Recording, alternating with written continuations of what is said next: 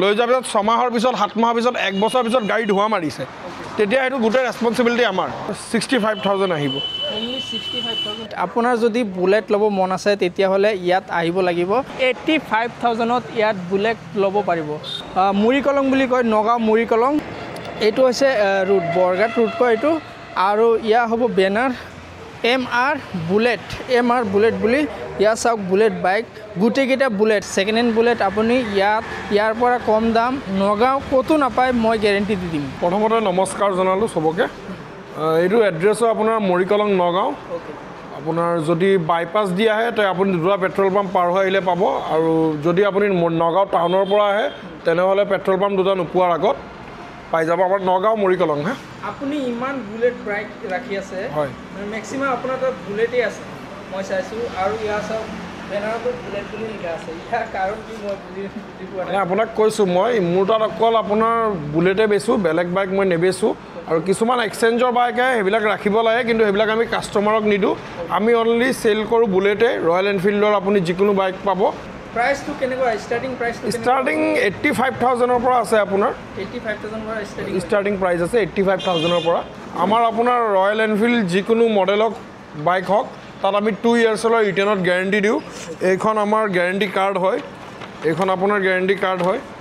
MR বুলেটৰ guarantee card এইখন মই ভালকৈ দেখাই দি আছোঁ ইয়া হ'ল গেৰেণ্টি কাৰ্ড MR বুলেট বাইকৰ মিন্স আপোনাৰ ইয়াত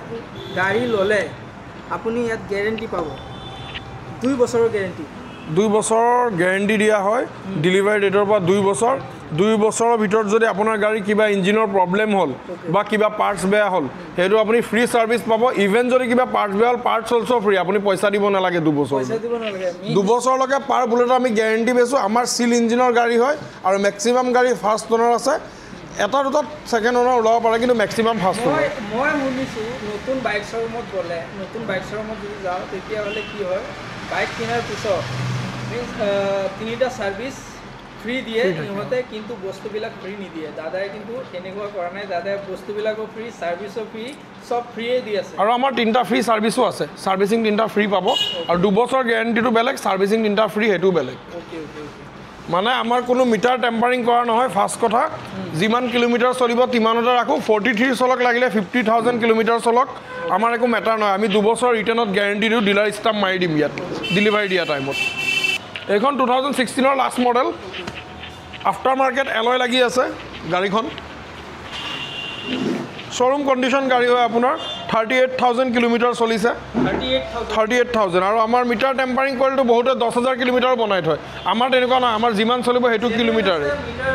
যিটো চলিছে এইটো জেনুইন আছে আপুনি চাইলেন্ট বাইকৰ কণ্ডিশ্যন একদম টিপটপ কণ্ডিশ্যনত হ'ব বাকি প্ৰাইচটো কিমান হ'ব এইটো এখন আমাৰ আস্কিং প্ৰাইচ 108 আছে 108 1,08,000 এইটো গাড়ী পাই যাব চাইলক বুলেট বাইকৰ একদম টিপটপ কণ্ডিশ্যনত আছে ইঞ্জিনৰ কণ্ডিশ্যন ইঞ্জিন 2 বছৰলৈ গেৰেণ্টি দিওঁ আমাৰ যি বুলেটে লওক 2 বছৰৰ গেৰেণ্টি আছে গাড়ী মই আগত টায়াৰো ব্ৰেণ্ড নিউ লগোৱা আছে এইখনৰ একদম ব্ৰেণ্ড নিউ আছে নেক্সট আমাৰ আছে এইটো নেক্সট আছে এইখন আপোনাৰ 2022 লাষ্ট মডেল এইখন ৰিবৰ্ণখন হয় ডিজিটেল মিটাৰ পাব এইখন গাড়ী আপোনাৰ কিলোমিটাৰ চলিছে 48000 কিলোমিটাৰ চলা হৈছে 48000 ফাৰ্ষ্ট ওনাৰ গাড়ী এখন প্ৰাইচ এইখনৰ 165000 আছে আহিব কম বেছ হৈ যাব দাম দৰ 165000 হয় ইনক্লুডিং ট্ৰান্সফাৰ ইঞ্চুৰেঞ্চ পলিউশ্যন লৈ সব লৈ দাম কৈ আছোঁ সব কাগজ সব মিলাইহে দাম কৈ আছে পিছত আকৌ আহিলে কাগজ এইটো ইমান টকা সেইটো এনেকুৱা নহয় সব মিলাই আৰু 2 বছৰলৈ গেৰেণ্টিটো লৈ পেলাই হা নেক্সট আমাৰ ইয়াত আছে ৰেড কালাৰ নেক্সট এইখন আপোনাৰ 2022 মডেল এইখনো ৰিবৰ্ণে হয় ডুৱেল ABS প্ৰাইচটো এই দুখনৰ সেমে 165000 সেম প্ৰাইচ একদম জেনুইন প্ৰাইচ দি আছে ইয়াত ৰেড ডিক্টৰ হয় দুখনে গাড়ী আপুনি চালে ল'ব মন যাব কাৰণ একদম টিপটপ গাড়ী আছে নেক্সট আমাৰ এতিয়া আছে বুলেট নেক্সট আছে থাণ্ডাৰবাৰ্ড 350 2017 মডেল এখন 85000 হয় চাইলক উইণ্ডশ্বিল্ড লগোৱা আছে ইয়াত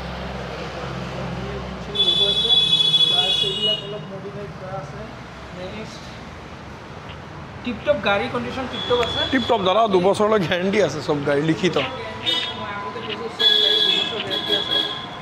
এইখন হৈছে গান মেটেল 2019 মডেল আপোনাৰ এইখন চলিছে 19,000 কিলোমিটাৰ গাড়ীখন আপোনাৰ কাগজ পাতি ইনসুৰেঞ্চ পলিউশ্যন সব লৈ পেলাই 1,15,000 হয় নেক্সট আছে এইখন সিঙ্গল সিট বনোৱা আছে ডাবল সিট আছে সিঙ্গল সিটটো এটা লগাই থৈ দিছো ডাবল সিটটো লগোৱা নাই আৰু ডবল সিটো আছে না হয় হয় নেক্সট মই ইয়াত কি চাই 2018 মডেল হয় আফটাৰ মাৰ্কেট এলয় লাগি আছে একদম নিউ লাগি আছে লাগি আছে এইখন প্ৰাইস আপোনাৰ 1,20,000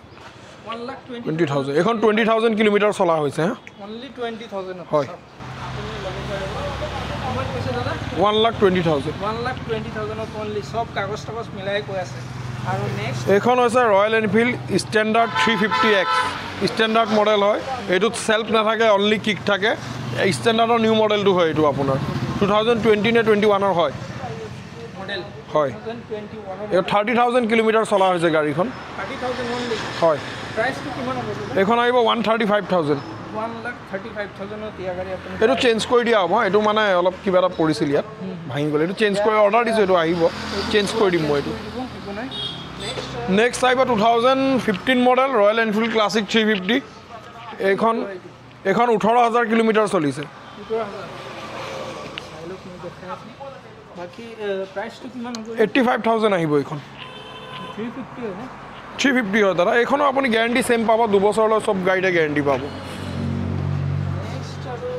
নেক্সট আছে royal Enfield classic 350 last model